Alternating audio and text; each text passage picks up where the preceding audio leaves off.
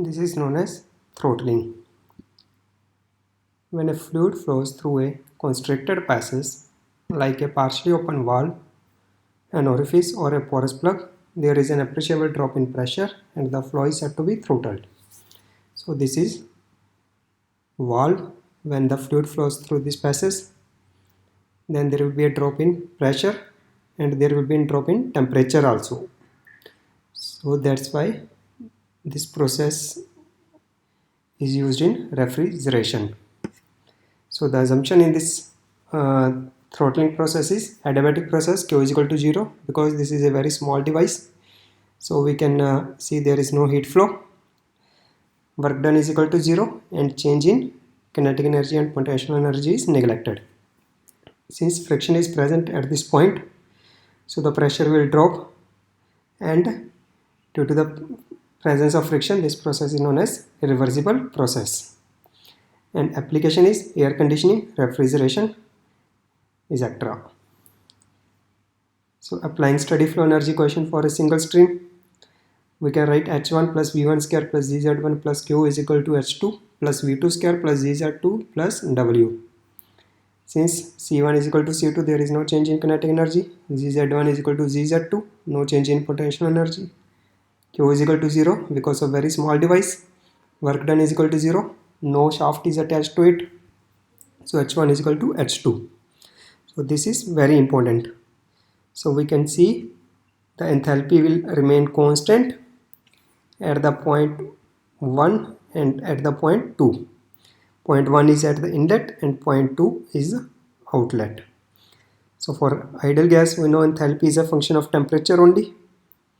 So there is no change in temperature because H1 is equal to H2. So the temperature of an ideal gas does not change during a throttling process. So I can write enthalpy as a function of internal energy plus flow energy that will remain constant because H1 is equal to H2. So U1 plus P1 V1 is equal to U2 plus P2 V2. So either the internal energy can increase or decrease and flow energy can increase or decrease depending upon the parameters. So U1 is equal to 94.79 and U2 is 88.79 at the outlet.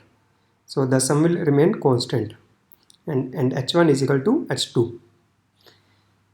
And for a real gas, enthalpy is not a function of temperature, it is also a function of pressure, volume, etc. So we can write, so the temperature can be greater than or less than in case of real gas.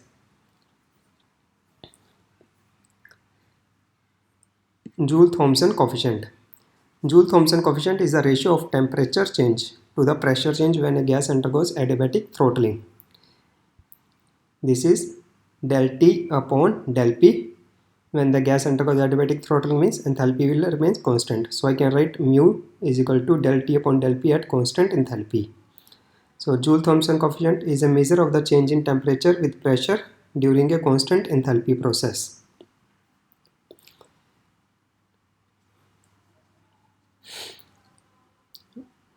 So we can draw this graph, temperature versus pressure.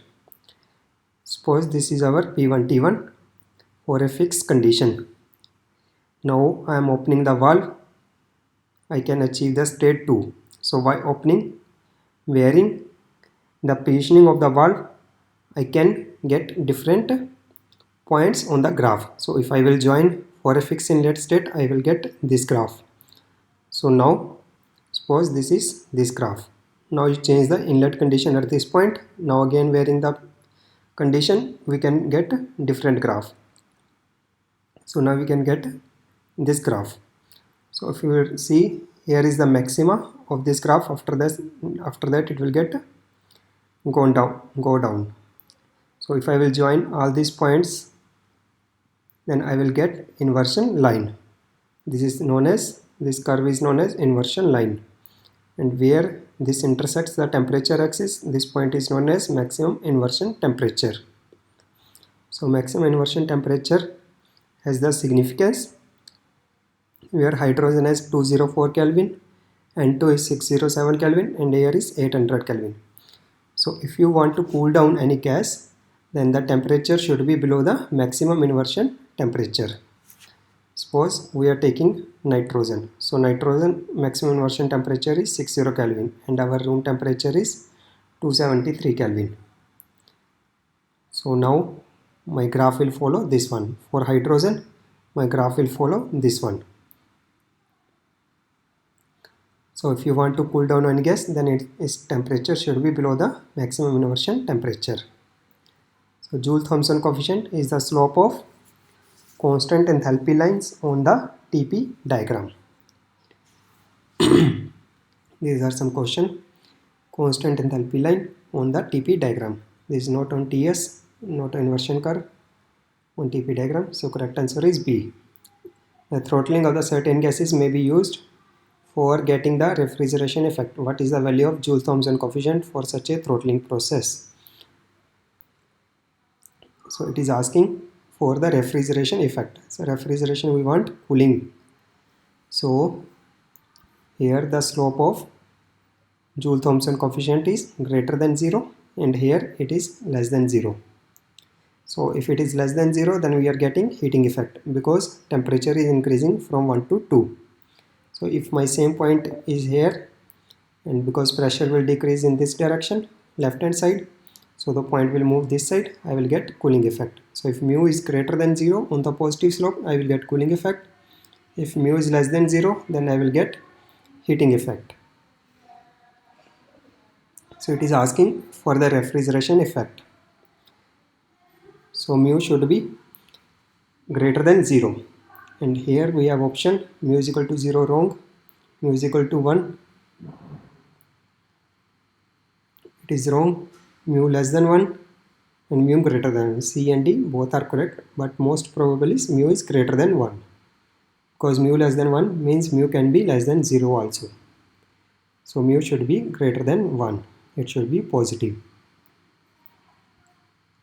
Which gas shows a heating effect in the Joule-Thomson experiment while throttling process through a porous plug of the cotton wool? So we know for hydrogen the maximum inversion temperature is 204 Kelvin. So it will show a heating effect. So this correct answer is B. Throttling process of real gases at initial temperature higher than the maximum inversion temperature is accompanied by a decrease in temperature of the gas.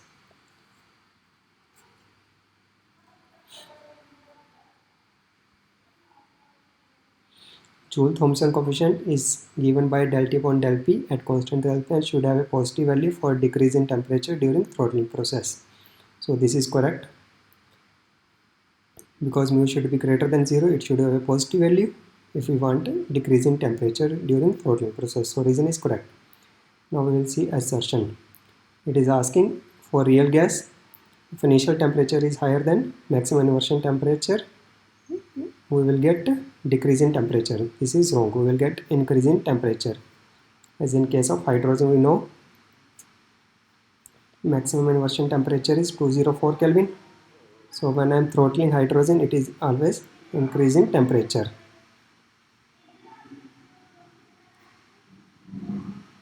So the correct answer is D. This is wrong. This is correct. Reason is correct. Which of the following statements are correct for a throttling process? It is an adiabatic steady flow process. Enthalpy before and after throttling remains same. In the process, due to the falling pressure, the fluid velocity at the outlet is always more than the inlet velocity.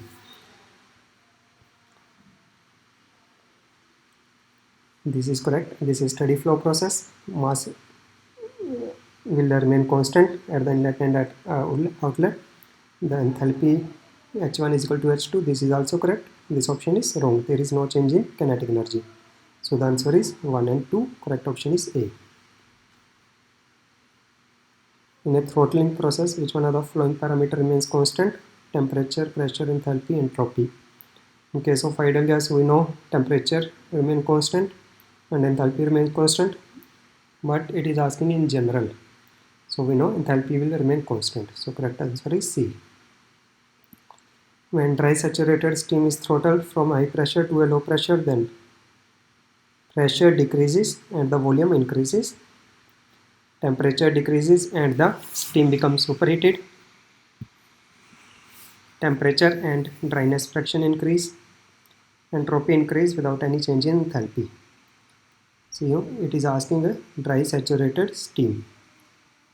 So my point 1 will be here, and this is an irreversible process, so it will not follow a straight line. The graph will go like this at some point 2. So if it is at this point, it will go this side. Pressure decreases and the volume increases. This is correct. When the gas pressure decreases, volume increases. P versus V graph, we are seeing the volume is increasing at the point after throttling. Temperature decreases and the steam becomes evaporated. Correct. Temperature and the dryness fraction increases. Entropy increases without any change in enthalpy. So 1, 2 and 4 is correct. So the correct answer is B. Because our point 1 is here, when I am throttling, the gas will follow this path. It will go this side at a lower pressure side.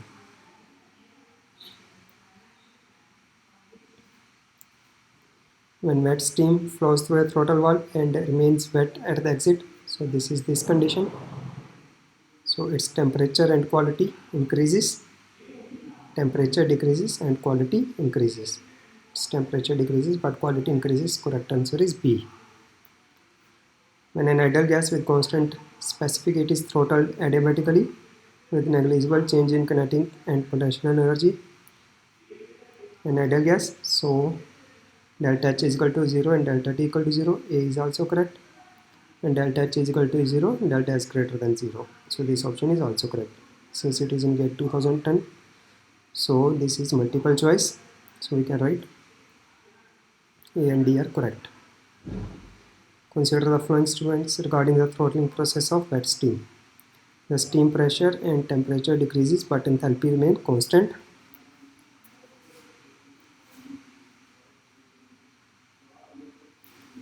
We have seen previously the steam temperature and temperature decreases. It is correct, but enthalpy remains constant. The steam pressure decreases, the temperature increases, but enthalpy remains constant. This is wrong. The pressure and temperature both decreases in throttling of steam, of wet steam. The entropy, specific volume and dryness fraction increases. This is correct. The third is correct. So 1 and 3 are correct because volume will increase. They have written it is decreased.